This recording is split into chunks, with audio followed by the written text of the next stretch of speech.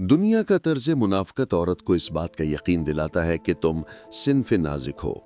तुम पर रोना, कमज़ोर पड़ना, खामोश हो जाना, खुद को शहज़ादी समझकर किसी शहज़ादे का इंतज़ार करना जचता है। औरत को नज़ाकत के तमाम तर असबाक अज़बर करवा के, नज़ाकत का मुजस्समा बना के ये दुनिया हाथों में पत्थर उठा लेती है। तो सुनो, खुद को शहज़ादी समझना छोड़ दो, क्योंकि आज के दौर में ना शहज़ादे होते हैं और ना ही आते हैं। हकीकत पसंद बनो, खुद को मजबूत बनाओ, अपनी नज़ाकत ख़त्म किए बगैर।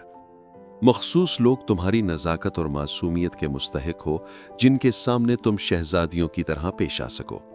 बाकी दुनिया के लिए मलका बन जाओ, ऐसी मलका जो फैसले लेना जानती हो, जो बात करना जानती हो, जिसको अपनी सल्तनत की वुस्सत मालूम हो, जो अगर सामने हो तो बात करने वाले को अपनी बात तोलनी पड़े।